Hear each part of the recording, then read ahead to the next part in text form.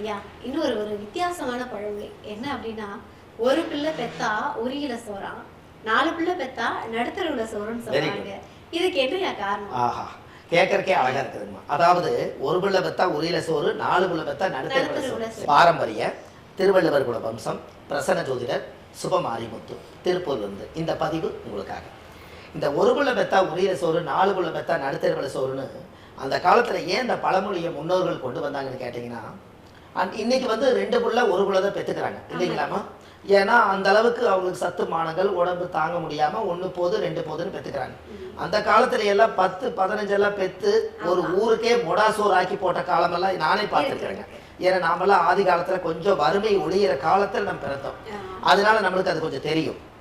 அதுல ஒரு பிள்ளை பெத்தா உரியில சோறு, 4 பிள்ளை பெத்தா நடுத்தருவுல சோறுன்னு என்ன பொருள் கேட்டீங்கன்னா, அந்த அம்மா 4 பிள்ளை பெற்றுருங்களாம். 4 பிள்ளை பெற்றோன்னு என்ன, 1க்கு 1 எசிலி போட்டுக்குமா. இந்த 1க்கு 1 எசிலி போடுறது என்னன்னா, சுப்புலட்சுமி இன்னைக்கு காலையில தாய்க்கு சோறு கொடுத்துருன்னு சொல்லி சிவகாமி அம்மா நினைச்சிட்டு போயிருமா வேலைக்கு. சிவகாமி அம்மா சோறு வைக்காம எனக்கு, அதாவது பாரதிங்கிற ஒரு பொண்ணு வந்து நம்ம பெத்த தாய்க்கு சோறு வைக்கன்னு சொல்லி அந்த அம்மா கரெக்டாக பார்த்தீங்கன்னா மாரியாத்தாங்கிற ஒரு பொண்ணு கடைசியில் பார்த்தா தாய்க்கு சோறு வைக்கன்னு மாரியாத்தா நினச்சிட்டு போயிருமா. இந்த மாரியாத்தா நினச்சிட்டு போனதுக்கப்புறம் சித்தராங்கிற ஒரு பொண்ணு வந்து தாய்க்கு சோறு வைக்கின்னு சொல்லி, எனக்கு சித்தரான்னு ஒரு பொண்ணு இருக்குது, பெத்த தாய்க்கு இந்த அம்மா சித்தரா சோறு வைக்கின்னு சொல்லி சிவகாமி நினைக்கா, சிவகாமி சோறு வைக்கின்னு சொல்லி மாரியாத்தா நினைக்கா, மாரியாத்தா சோறு வைக்கின்னு நினச்சி சாந்தி நினைக்கும். அப்போ இந்த சாந்தி இந்த 4 பேரும் சேர்ந்து கடைசியில் சோறு வைக்காம தாய் வந்து கடைசியில் பசி தாங்க முடியாமல் கிறுகிறுப்பு வந்து நடு தெருவில் வந்து டீ கடை பக்கத்தில் உட்காந்துருச்சான். அப்போ அந்த டீ கடை பக்கத்தில் உட்காந்து ஏமா கிறுகிறுன்னு வருதுன்னு சொல்லி அந்த ஊரில் இருக்கிறவங்க கேட்டால், அந்த அம்மா எல்லாரும் சோறு வைப்பாங்கன்னு சொல்லிங்க, ஒருத்தருமே எனக்கு சோறு கொடுக்கலன்னு சொல்லி, சரி பரவாயில்ல நீ ஒரு புண்ணியவதி உனக்கு நானாவது சோறு போடுறேன்னு சொல்லி அந்த தெருவில் உட்கார்ந்து இருக்கும்போது அவங்களுக்கு பழக்கப்பட்டவங்க யாரோ கொண்டு வந்து இந்த சாப்பாடை சாப்பிடு, உனக்கு இந்த கிறுகிறுப்பெல்லாம் நின்று நீ உடம்பு சுகமாக நல்லா இருப்பீன்னு சொல்ல தெருவில் சோறு வாங்கி சாப்பிட்டுச்சுங்களாம். அன்னைக்கு அந்த பழமொழி அங்கேயே பிறந்தது. எப்படி, ஒரு புள்ள பெத்தா உரியில சோறு, 4 புள்ள பெத்தா நடுத்தெருவில் சோறுன்னு நடுத்தெருவில் சோறு வாங்கி சாப்பிட்டுச்சான்.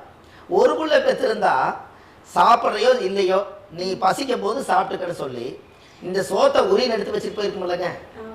அப்போ ஒரு புள்ள பெக்கல, இவங்க 4 புள்ள பெற்றதுனால 4மே ஒருத்தருக்கு ஒருத்தர் வைப்பாங்கன்னு சொல்லி 4ம் கைவிட்டுருச்சு. கடைசியில் தெருவில் சோறு வாங்கி தின்னுதான். அப்படி ஒரு வாழ்க்கை இனிமேல் யாருக்கும் 4 புள்ளை பெற்றாலும் 2 புள்ளை பெற்றாலும் தாயை நடுரோட்டில் விடக்கூடாதுங்கிறதுக்காக இந்த ஆதிகால பழமொழிங்க. பழமொழியை வச்சு பல படங்களே எடுத்திருக்காங்கன்னு நினைக்கிறேன். ஏன்னா பல படங்கள் வந்திருக்குது. 5 பிள்ளை பெற்றவங்க 4 பிள்ளை பெற்றவங்க எல்லாம் அந்த பசங்க வந்து தாய் தந்தையை பார்த்துக்காம விரட்டி விடுறதெல்லாம் நம்ம பார்த்துருக்கோம். அதுதான் இந்த பழமொழியை பார்க்கும்போதுதான் படங்களே இதை வச்சுதான் எடுத்திருப்பாங்க. கண்டிப்பாங்கம்மா. யாரும் வந்து பெற்ற தாயை வந்து நடுத்தெருவில் சோறு வாங்கி தின்னு பிச்சை எடுக்கிற அளவுக்கு யாரும் வைக்கக்கூடாதுங்கிறதுக்காக இந்த ஒரு பதிவுங்க.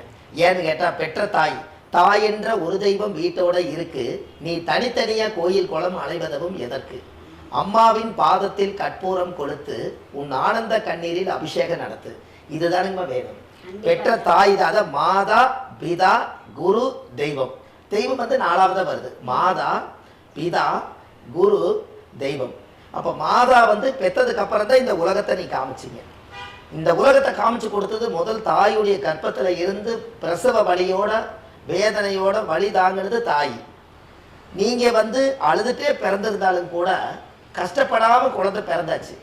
பிறந்ததுக்கு அப்புறம் தீ இது சுடும், அது வந்து நெருப்பு, இது தண்ணி, அது வந்து இது இப்படி எல்லாம் சொல்ற மாட்டீங்களா.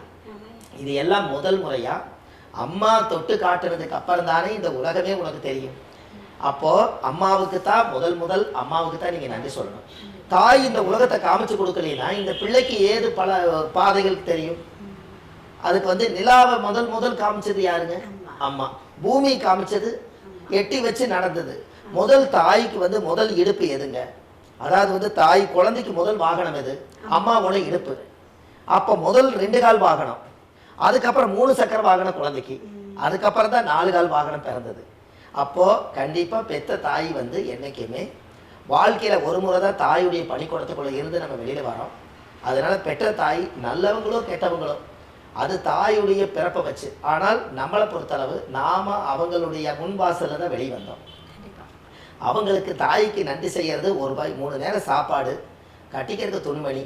யார் இந்த உலகத்தில் தாய்க்கு கொடுக்குறாங்களோ அவங்களுக்கு கோயிலுக்கே போக வேண்டியதில்லை, தாயே தெய்வம். இதை செய்யுங்க, வாழ்க்கையில் நீங்கள் நல்லா இருப்பீங்க. என்னங்கம்மா, கோயில் வந்து மனசு திருப்திக்காக நீங்கள் அப்புறம் போய் புண்ணியத்தெல்லாம் தேடலாம், கோயிலுக்கு போக வேண்டாம்னு சொல்ல மாட்டேன். இந்த தாய் தான் இந்த கோயிலையும் காமிச்சதுன்னு சொல்ல வரேன். கண்டிப்பா கண்டிப்பா. என்னங்கம்மா, நிறைய பேர் வந்து தாயோட அருமை தெரியாம வெளிநாடுகளுக்கெல்லாம் போயிடுறது உண்டு, வெளியூர்களுக்கு போயிட்டு பார்க்கறது இல்லை.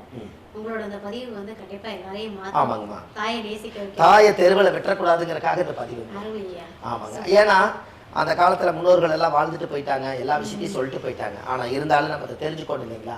அதனால வந்து கண்டிப்பாக தாய் தான் நம்மளுக்கு உலகத்திலேயே மூல குருவும் மூல தெய்வமும் அதான்.